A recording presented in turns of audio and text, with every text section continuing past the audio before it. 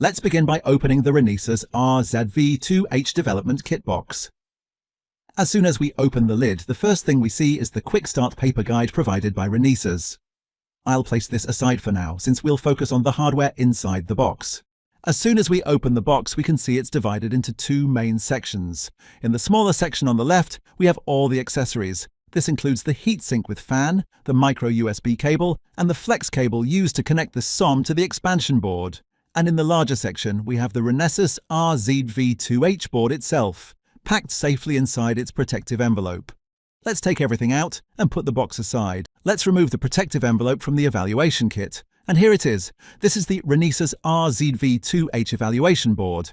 I'll hold it up to the camera for a moment so you can get a clear look.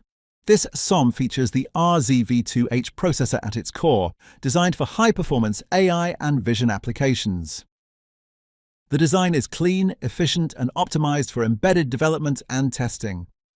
We'll go deeper into each part shortly, but this is the main board as it comes out of the package.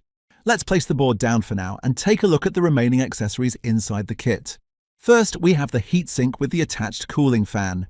This will be mounted on top of the processor to help manage heat during operation. Next, we have the micro USB cable, which is typically used for console access or power, depending on your setup. We also have the flex cable. This cable is important because the kit uses a double-layer PCB design. Let's take a closer look at each component on the evaluation board and review what we have here. Let's start from the microprocessor unit.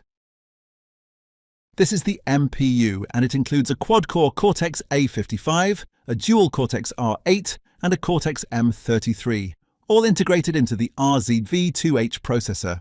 Next, we have 2x8GB of LPDDR4 RAMs. Then we have MIPI DSI connector for display.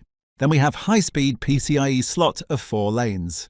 And then we have Type-A USB 2.0.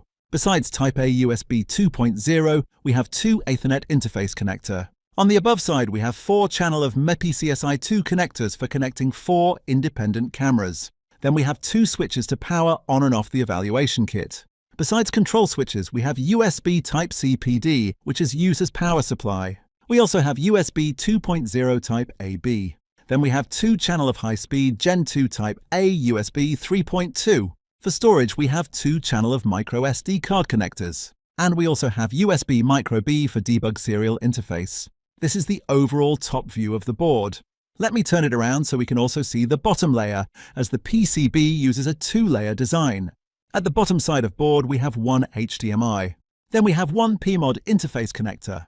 We also have 3 audio interface, 1 for mic, 1 for headphone, and 1 for AUX speaker.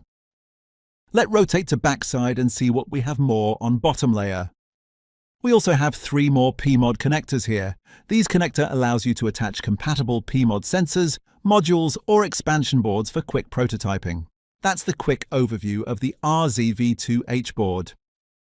A small board with serious processing power for AI and real-time tasks. This is how it looks once everything is assembled.